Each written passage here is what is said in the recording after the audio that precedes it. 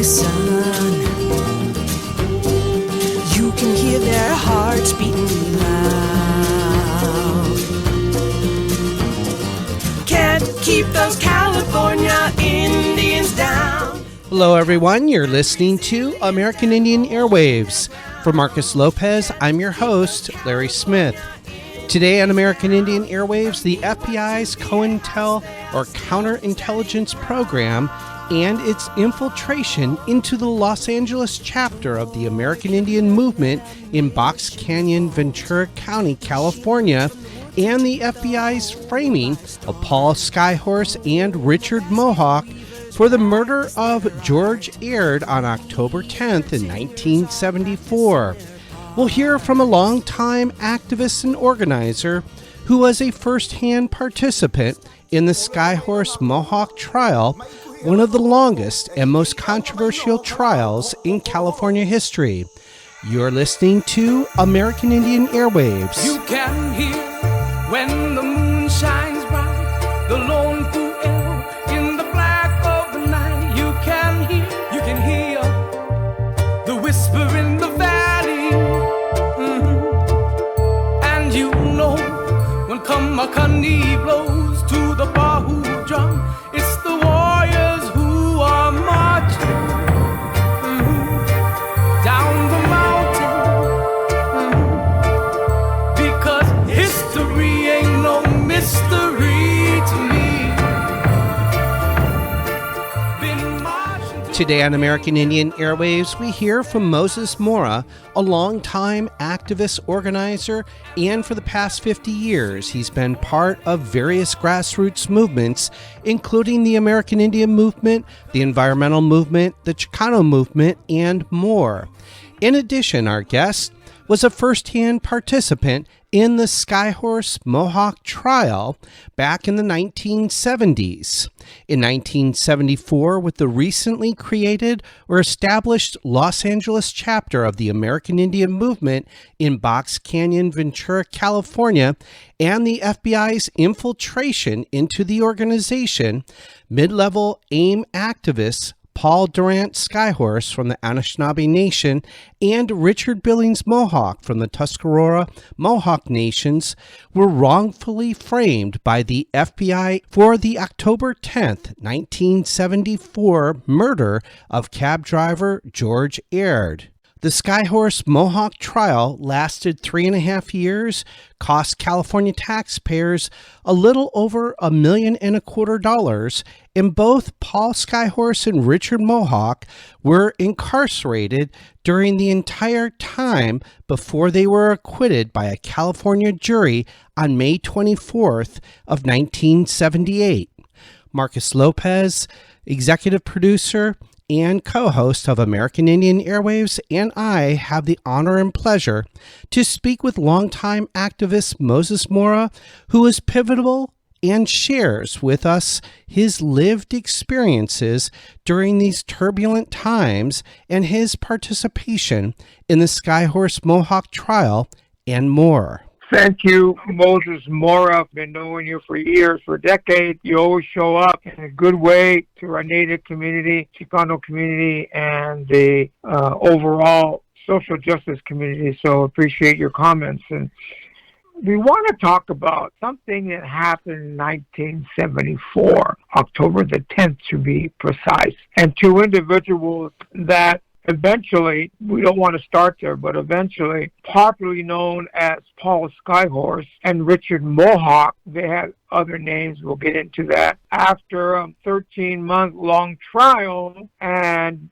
they were in the courts 3.5 years in jail, costing the public $1.25 million about the situation that we're going to talk about. But so, because you were on the defense committee, want to take us back to that time, who was involved in the defense committee, how were you involved, and let's start there for our listeners. Okay, if you want to start with the defense committee, yes, there was in Ventura, California, where the trial started, there was something called the Skyhorse-Mohawk Offense Defense Committee, and it was It was made up mostly of students and citizens who eventually came to the defense of Skyhorse and Mohawk once that the word got out. And they wanted to help, see justice. So it was myself who organized the Skyhorse-Mohawk Offense Defense Committee. And we did a pretty good job in getting the word out and getting people to attend the pretrial arrangements in Ventura. And then eventually they won what they call a change of venue motion. They argued that they could not get a fair trial in Ventura County and that their trial should be moved. And the basis for their argument was that the Ventura County Bar Association put on their annual banquet, and for entertainment, they had a skit that they called The People versus Tonto. And it basically made fun of the Skyhorse-Mohawk trial. And what's important about this is that essentially every lawyer and judge in Ventura County was at that banquet. And they were just having a good time, laughing and drinking and being entertained at the expense of Paul Skyhorse and Richard Mohawk. That's just a little bit of why they argued that they could not get a fair trial in Ventura. And sure enough, they won that motion, and the trial actually took place in Los Angeles. All right? So and I was asked to move with them to Los Angeles and help organize in Los Angeles. So I did that. I quit my job and I quit school, and I moved to Los Angeles and I organized for them over there. And so that's how I became also, first-hand participant and witness to the trial. And in fact, I was the last witness of the trial. Yeah, so I testified at the trial. And so that's what the defense committee did. They organized fundraisers with different artists and tried to raise some money and awareness, just like anybody would do if they have a cause that they believe in. But if you want me to, I'll get into the incident, the actual crime and the details of that, because that's really where the story is. Yes, please. The incident was the murder of a cab driver. His name was George Aird, and he picked up 3 people at David Carradine's house in Los Angeles. The 3 people, 2 of them were Native Americans and 1 was a young Anglo woman. It was Marvin Redshirt, Marcella Eaglestaff, those are the 2 natives, and the young white girl was named Holly Bouchard. They got in the cab and they asked to be taken to Box Canyon, which is in Simi Valley. It's very close to both the Los Angeles and the Ventura County border. So it's a pretty remote place too, especially if you can imagine 50 years ago what Simi looked like. Today it's a suburban place, but back then it was very, very rural. And so by the time they got to Ventura from Los Angeles, they had already hijacked the cab. And in fact, Marvin Redshirt was driving the cab when it arrived in Box Canyon. What happened after that was, they had no way to pay this guy. At first, they tried to give him like jewelry and turquoise, and they tried to convince him that Holly Bouchard was a young starlet, that she was going to be in the movies, and they just tried to assure him that they could trust them. But that didn't last long, and he was essentially taken captive. And once they got to the camp, they beat him. They beat him and tortured him and eventually killed him. He was stabbed many, many times. and his body was stuffed down a drain pipe. The interesting thing about this is the night of the killing, when the police came, they arrested and solved the case right there. The same day of the killing, it was solved. They had the people who did it. Marvin Redshirt had blood on his pants, and when he was asked about it, he said that he had been skinning rabbits earlier in the day, and that was rabbit blood.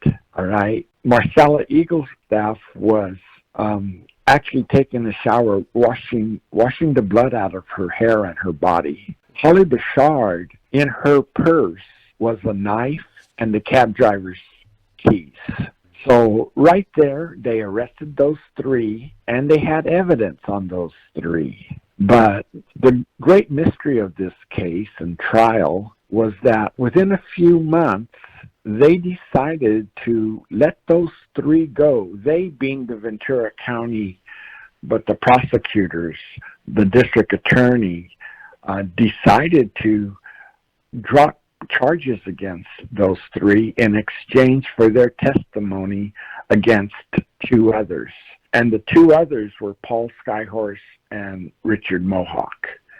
They were in the camp that night, but they were told about the killing later. They were not involved in it. And they did leave the camp. They did. And so from that point on, it became known as the Skyhorse-Mohawk case, and why any law enforcement people would let people go who they had evidence on in exchange for two others who they had no real evidence on except for the testimony of these three who were trying to save themselves from their own deeds. Like you mentioned earlier, it went to trial. It was a long trial. At the time, it was the longest trial in California history. But at the same time in history, the Hillside Strangler was, terrorizing Los Angeles. And eventually his trial was longer. But I mean, that's nothing to brag about, how long your trial is. But it's a fact. It took that long, and it took, like you mentioned, millions of dollars to prosecute these two. And then it essentially ended up in a not guilty verdict. And so that, in a nutshell, is the case. But you can talk, and I could answer pretty much any other questions that you might have about it. Moses, I was wondering, for those of us that weren't around or, during that time, place this into the context, if you will, of the American Indian Movement or the Los Angeles American Indian Movement chapter, Camp 13, and how that relates to, the alleged crimes supposedly by Paul Skyhorse Durant and Richard Mohawk Billings. Yes, excellent questions. And I'm glad you asked that one, because that brings up a whole lot of things, and including FBI involvement, which is really at the heart of everything. So yes, this murder in Box Canyon took place about 2 years after the Wounded Knee occupation in South Dakota. And that was really a big thing. And the American Indian movement had got their feet, and they were a movement, and they were active, and they were doing things across the country, coming to, raising awareness of American issues, American Indian issues, and coming to the defense of Native people where they needed to. So yeah, it was something like that movement was at their zenith. They were very, very active at that time. And we believe that part of the reason that the FBI took interest in this case is because they wanted something to smear the American Indian movement with on the West Coast. Because most of the support for Native peoples came from the East Coast and the West Coast. where there are celebrities, there are people with money, there's news, there's everything. You convince those folks and you got support on your side. And you're listening to American Indian Airwaves. We're speaking with Moses Mora, a longtime activist and organizer who was a first-hand participant in the Skyhorse-Mohawk trial back in the 1970s. He's speaking on the FBI's counterintelligence program and the wrongful framing of mid-level American Indian movement activists Paul Durant Skyhorse and Richard Billings Mohawk for the murder of cab driver George Aird. And now back to the interview. So they thought this was an ideal situation to charge these members of the American Indian movement with a capital offense, charging them with murder. And so they did that. They didn't really have the evidence. They hoped they did, but it was obvious, like almost right away, that the evidence was not there. Skyhorse and Mohawk, eventually the National Council of Churches came in and funded their defense team, the lawyers, Leonard Weinglass, Jack Swartz, Wendy Eaton, Diane Orr, Peter Young, and Skip Glenn, 6 of them. And some of them had already had big cases in this country, like the Chicago 7 or 8 or 9, whatever number, over the years, the number of them changed. But yeah, they were involved in the Chicago 7 trial. They were involved in Jane Fonda's case against the CIA. They were involved in a lot of the Black Power movement. And they were political lawyers who just knew their way around the courtrooms like that. And so that, right from the start, it was like the defense just outpowered the local attorneys who just had never come up against anything like this. And that helped considerably in the defense effort and the winning of not guilty verdict. And AIM, Skyhorse and Mohawk, they always knew that, or it didn't take long once they were arrested. It didn't take long to figure out that there was FBI involvement. And the FBI involvement came in the form of Douglas Durham. And he's one of them. I'm going to name a few. Douglas Durham described himself not as an informant, but as an FBI operative, kind of meaning like he was doing more than just informing on activists. He had a hand in the engineering of situations. And prior to the killing of the cab driver, George Aird, Douglas Durham went to Box Canyon and he interviewed Skyhorse and Mohawk. And he asked them, "What are you doing here? What do you want to do at this place?" And Skyhorse outlined that this would be a good place to start an Indian school. We can teach about our own culture. Indian schools at that time in history were very popular, and they were happening on reservations all over the country. So it was a concept of educating ourselves on our own history and not having to rely on public school and whatever the dominant education was telling people. So they told that to Douglas Durham, and they also told Douglas Durham that the next month in November, they would be in Tucson, Arizona, attending an American Indian educational conference. So when Douglas Durham left Box Canyon, he knew that the next month where they'd be at, that they would be in Tucson. But the other thing that Douglas Durham did during that period of time, at Box Canyon, right at the entrance, there was this huge rock, and Douglas painted it white. And then he wrote on the rock, "AIM Camp 13. He did that to make people think that AIM camps 1 through 12 existed somewhere in the country. And this is the 13th one, this was just something that sprung out of Douglas Durham's imagination. And eventually he was exposed, and he admitted that he was doing this work for the FBI. And then shortly thereafter, he disappeared from the scene and then reappeared on a national talk circuit for the John Birch Society of all people. All right, that's what Douglas Durham did, and he was good at what he did. When he infiltrated the American Indian movement, the first thing he did was he buddied up with Dennis Banks, who was, one of the main leaders of the American Indian movement.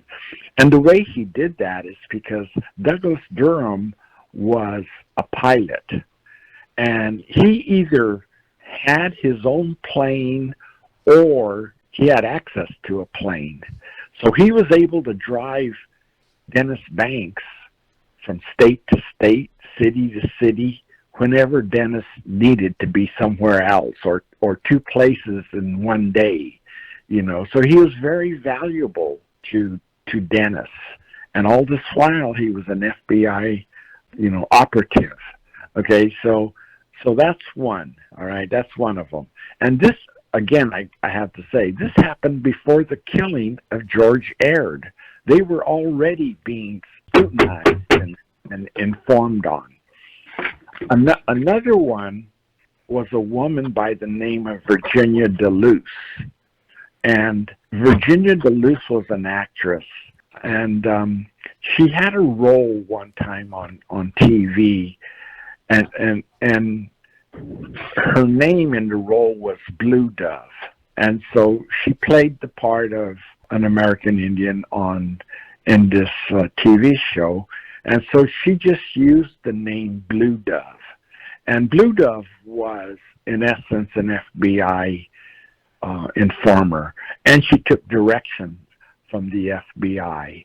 And actually, the day that George Aird was killed, she had picked Skyhorse and Mohawk up at Box Canyon and took them to a demonstration supposedly for Sarah Badhart Bull, a woman who had a trial going on, and this was in defense of Sarah Badhart Bull.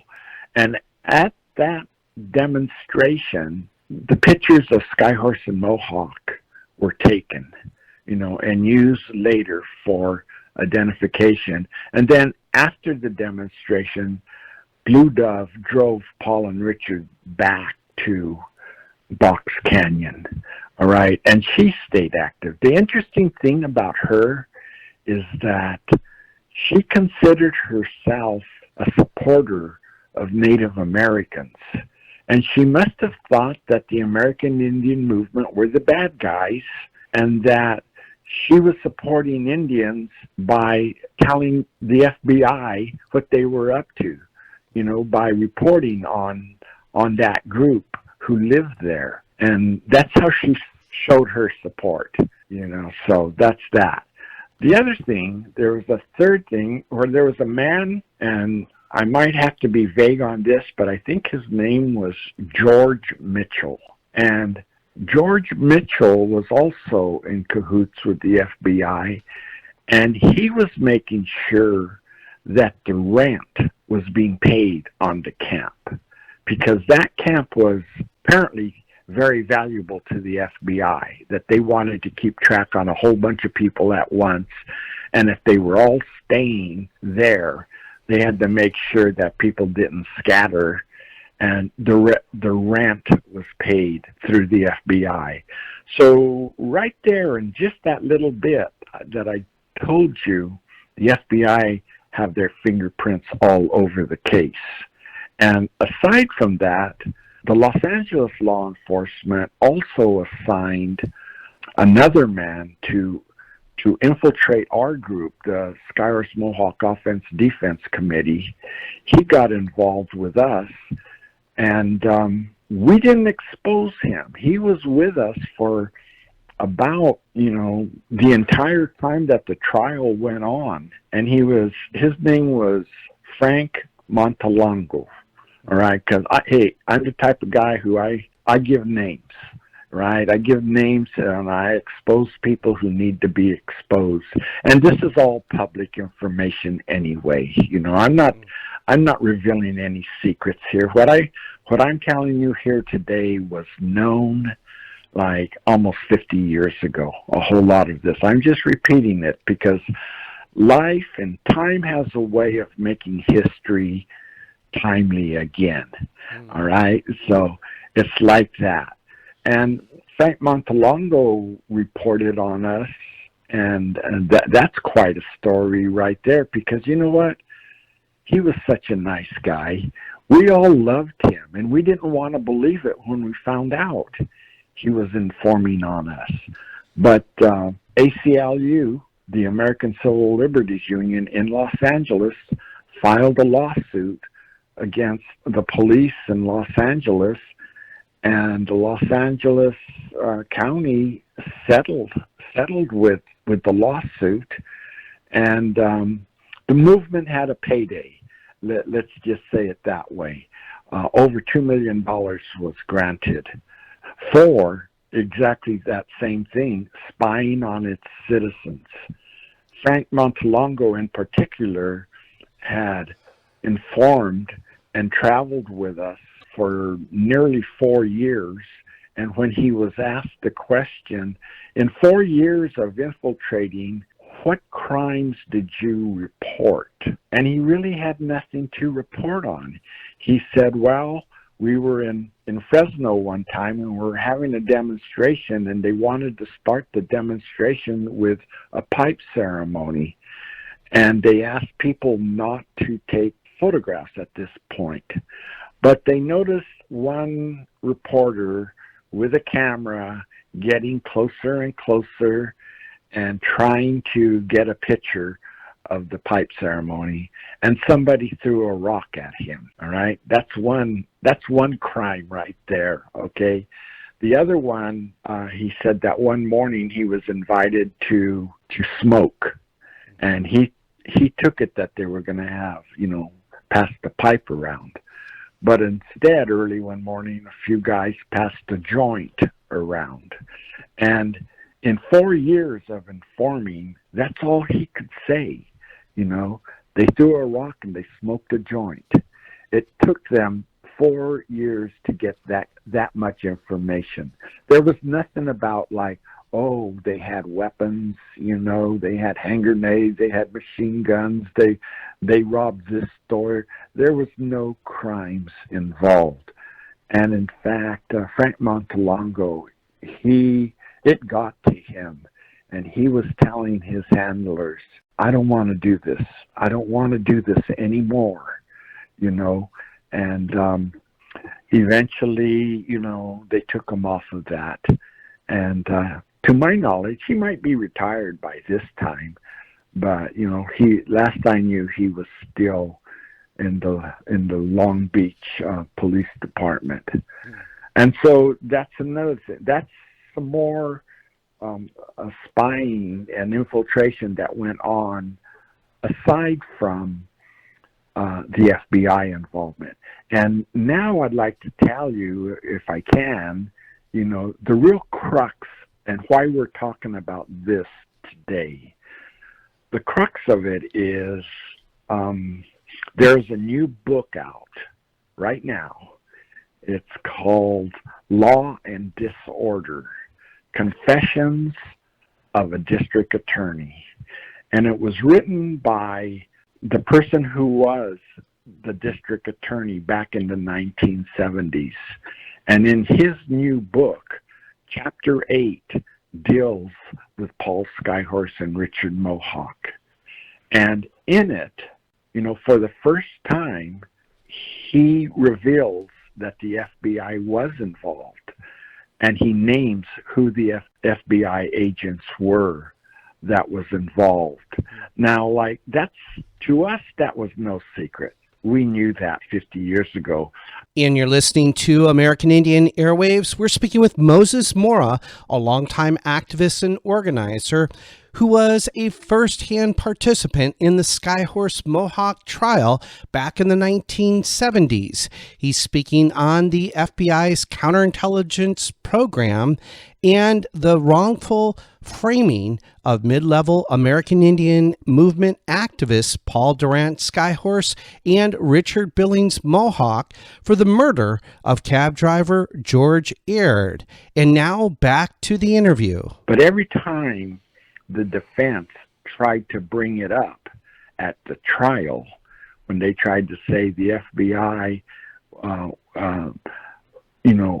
did this and they did that, and that's where this information came from, the prosecution would object and just say, "Objection, Your Honor. The FBI is not on trial here. Skyhorse and Mohawk are on trial." So virtually nothing about that kind of activity by all of those who infiltrated the trial got into court. It was never known. We knew it, but it was never came out publicly until right now. This new book that's out there, where the district attorney admits it and even names the names. And so that when I said that time has a way of making history timely again, that's why we're talking about Skyhorse and Mohawk today. Skyhorse and Mohawk, their trial was talked about in the 70s, right here on these same airwaves. KPFK, Pacifica Radio, had interviewed us, and it's even part of your own archives that you can go back and listen to those tapes that they did for us back in those days. And I would even venture a guess to say that there are people listening right now who might be my age.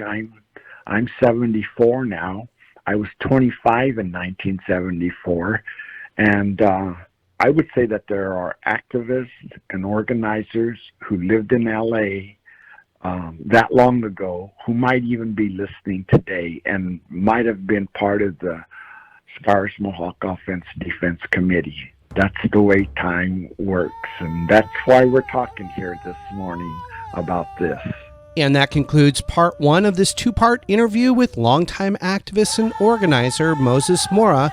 He was a first-hand participant in the Skyhorse-Mohawk trial back in the 1970s.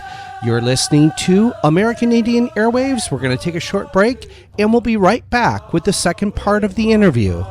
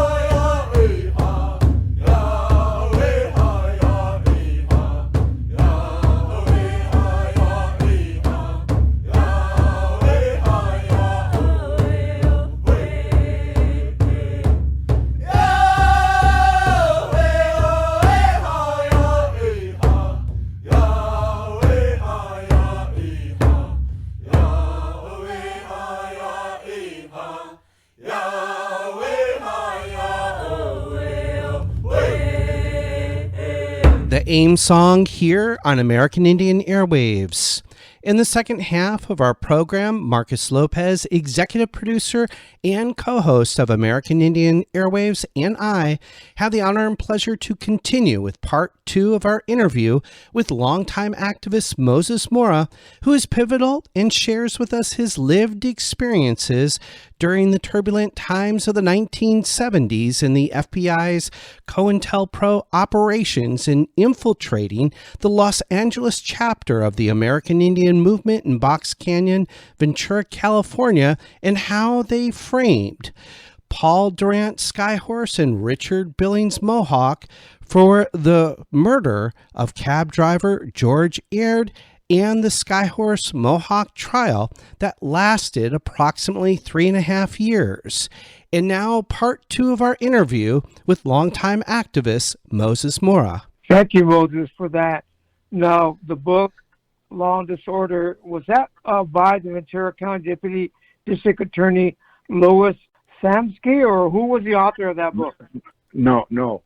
Yeah, but you're on the right trail there.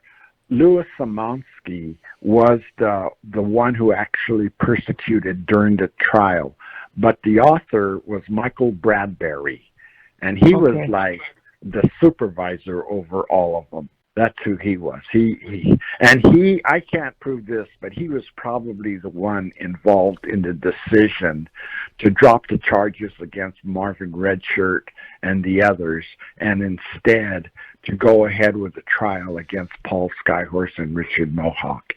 And that's another interesting thing about it now, is that Paul Skyhorse has been dead for almost 13 years, and he died never knowing that this information was going to come to light, and that his name, and he would be being talked once again about on KPFK. Wanted to stay on this one point, and that is, especially when we talk about these individuals that were FBI informants or other individuals, that we can go down the list. But one thing that defense lawyer Leonard Weinglass stated, that besides George Aird, the horrible things that happened to him, he was converted to little more than a stage prop.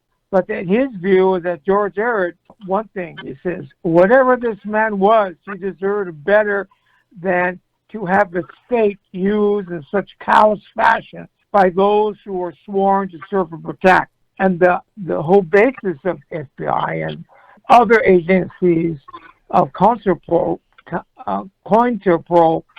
and the Bureau media campaign was to, like what you said earlier, to eliminate the support from the East and West Coast, because living in the West Coast all my life, we've seen that these people come in and get support from Hollywood and other individuals for the money.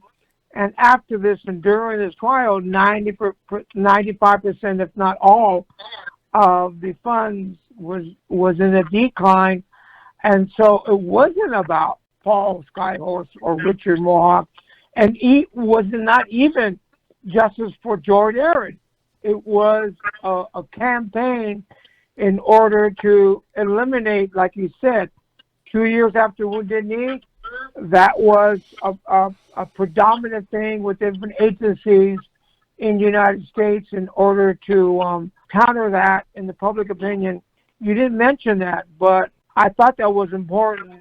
What do you think that's true? Oh, yes, I do. And I didn't mention it. There's so many other things I didn't mention either. This story is very, very long and very interesting. And actually, a book has never been written about this trial. Peter Matheson, several years ago, the author, wrote a book called In the Spirit of Crazy Horse. And in that book, he devotes a chapter to the Skyhorse-Mohawk trial. There's some inaccuracies in what he wrote, but it's fairly good. He is a good writer, and most of the stuff that he reports on is well researched. But with Skyhorse and Mohawk, there's so much there that hasn't been reported. And I agree that, what happened to George Aird was very, very tragic. You know, he was a white man who was married to a black woman, and they had lived in southern Michigan. And neither his family or her family could accept the relationship. You know, that, you know, from one family, you know, my daughter's involved with a white man, and from the other family, my son's involved with a black woman. So to get out of that environment, they moved to Los Angeles thinking it's more open over here, you know. And some of this stuff that I'm telling you, you might ask, how can you possibly know these things? And it was because the three people who were first arrested blabbed. They talked and talked. You know, in fact, that's another reason why I testified in the trial. And I'll tell you about that. Skyhorse, during the trial of Skyhorse and Mohawk, they were offered at one point a deal that if they would plead guilty, they would be released. You know, just get out of jail today if you'll plead guilty.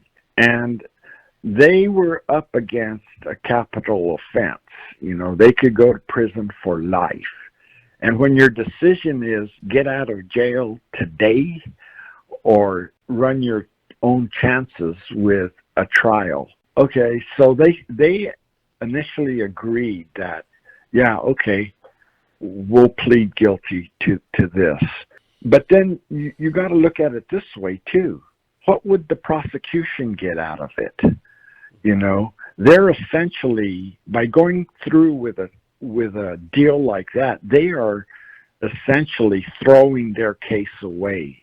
They're like admitting we can't win. We can't get a conviction out of this, so they'll settle for just that. And so what Marvin Redshirt and Marcella and Holly did was they told the police what they wanted to hear. And, you know, and just whatever they did, they said Paul and Richard did it. But in terms of a motivation, they just wanted to get out of jail. I mean, I think that's the duty of somebody who's locked up, you know, is get out, you know. But I also believe that they had no intention of ever coming back and testifying against Skyhorse and Mohawk, even though they told the police they would. And in fact, two of them did come back and testify, and their testimony was so weak. Holly Bouchard said, you know, I don't even really remember. It was so long ago, and I had been drinking all day. I was drunk, and I don't know what happened. You know, like, she didn't say that when they were about to release her from jail, you know. She said Skyhorse and Mohawk did it. But at the trial, she was no good to the prosecutors. And you're listening to American Indian Airwaves. We're speaking with Moses Mora, a longtime activist and organizer who was a first-hand participant in the Skyhorse-Mohawk trial back in the 1970s. He's speaking on the FBI's counterintelligence program and the wrongful framing of mid-level American Indian movement activists Paul Durant Skyhorse and Richard Billings Mohawk for the murder of cab driver George Aird. And now back to the interview.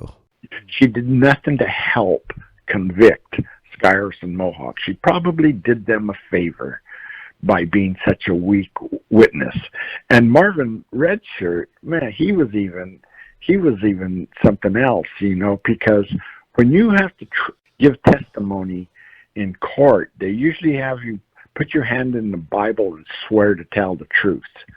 But Skyhorse and Mohawk was able to get some ceremonial pipe there and let people swear on the pipe that they're going to tell the truth. So Marvin came the first day to testify, and he saw the pipe, and he was not the same after that.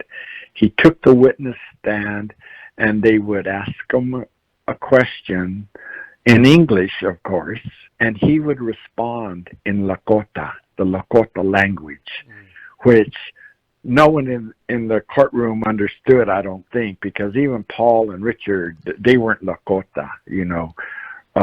Richard was a Mohawk Indian, and Paul was Anishinaabe, and so that wasn't their language, but it sounded like gibberish to everybody else. Like, what is he saying?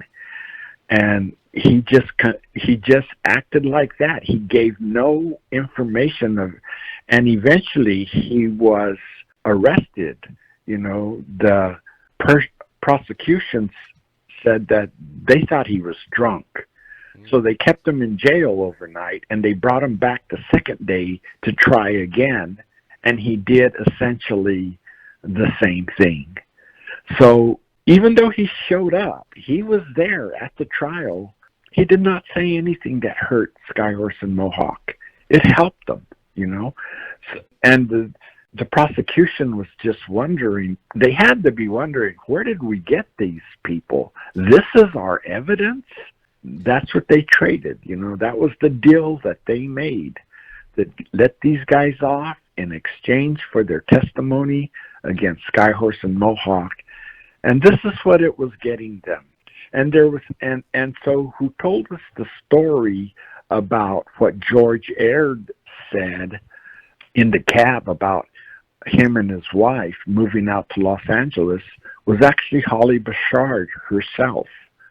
And when Holly got out of jail, you know, I wondered myself why other Indian people even talked to her, because I was taking it like she's a snitch. You know, why are people friendly to her? But I guess they had the understanding that she's not going to go over there and testify. She's not going to do any damage against Paul and Richard. She was just trying to get herself out of jail at that time. And so that's how we knew a lot of things. And if there's time, I'll even tell you another story. First, I'll give you a chance to ask me any questions about this, but I'll tell you another story about surprise witness. So I wanted to, in sticking, Moses, with what you're sharing with us, you mentioned Michael Bradbury, right, in his book, Law and Disorder, Confessions of a District Attorney, his brand new book. I was wondering if, in kind of sticking with the case, but coming back to him, who he is, because he was an assistant, right, for the district attorney for Ventura County, John, is it Dobroth? And I know Michael, so I understand Michael Bradbury at some point either removed himself or was removed from the Skyhawk-Mohawk case. And again, he had taken over the case from John Dobroth. And I know at one point, Dobroth was trying to summons Virginia DeLuce, who was, if I understand correctly, the co-founder of Los Angeles American Indian Movement and the treasurer. But the FBI was opposed to Virginia DeLuce testifying at the Skyhorse-Mohawk case. I was wondering if you could speak to that in relationship to what you're sharing with us. Okay, well, I had never heard that Virginia DeLuce was like the treasurer or had any role with the American Indian movement.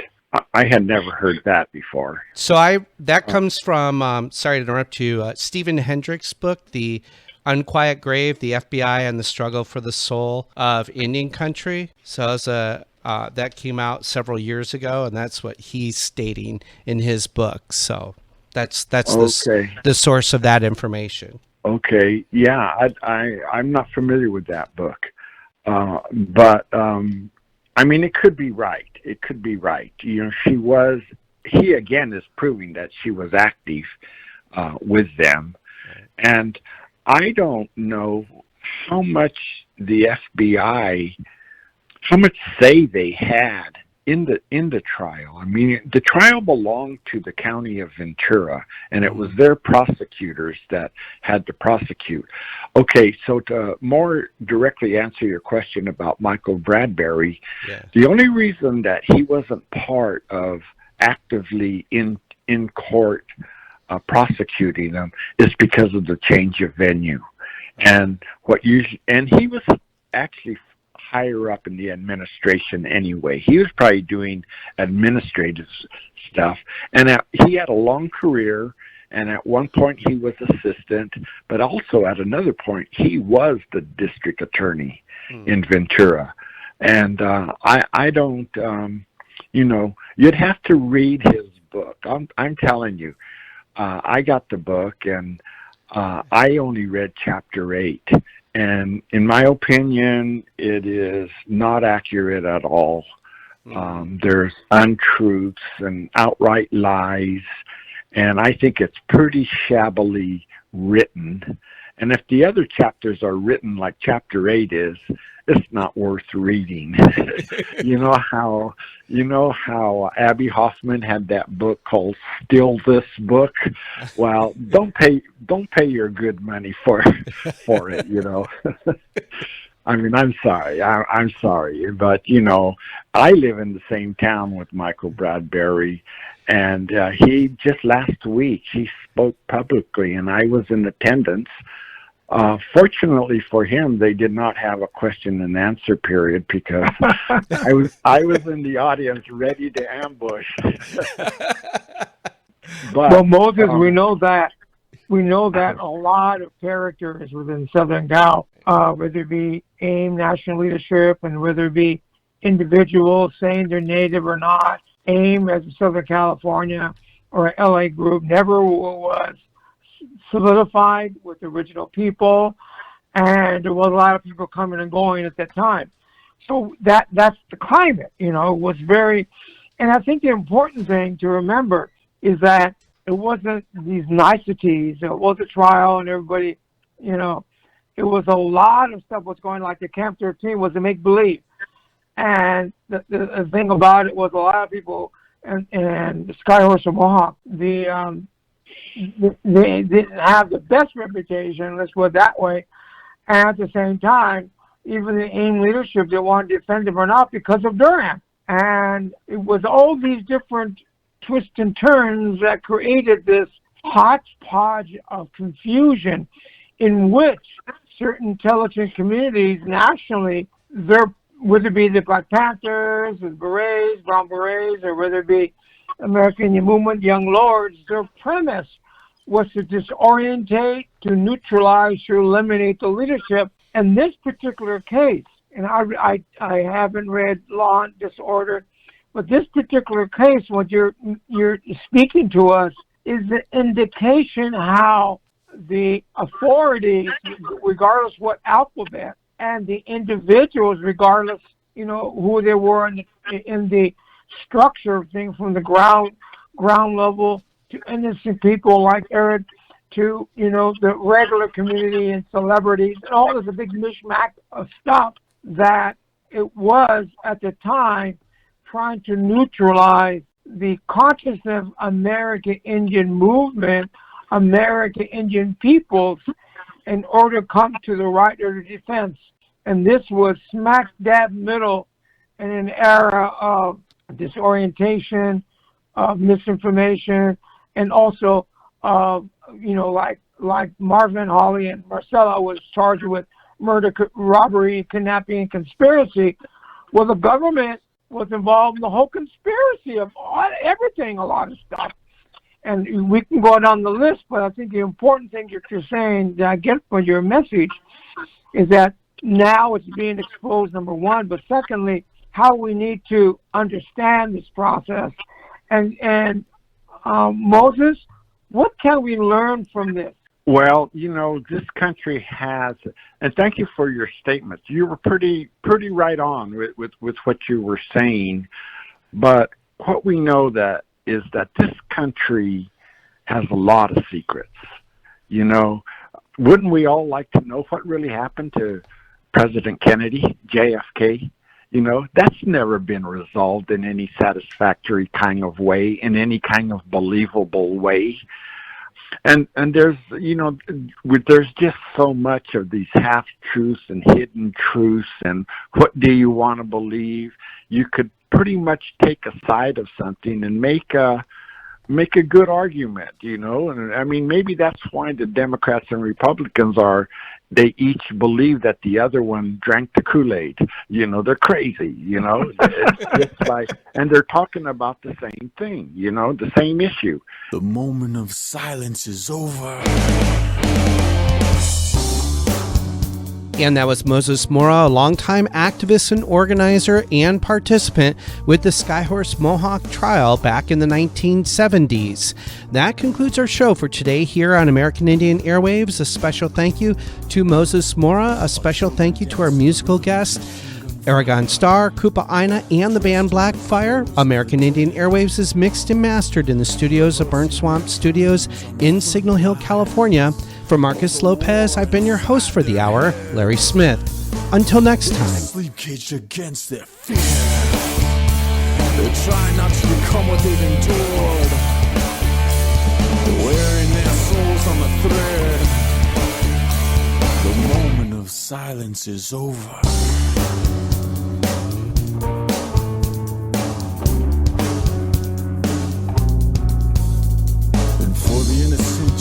Justify why your freedom manifests on their graves, and the blood never comes clean from their guilty minds, nor the hands that hold the chains.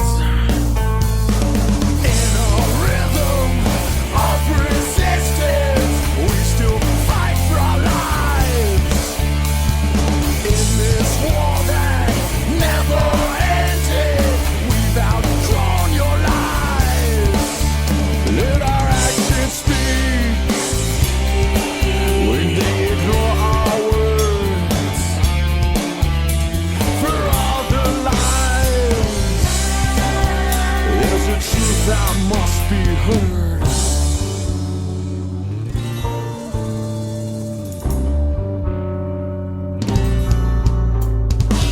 After all the lies and the empty promises, we take a stand on the land that you tried to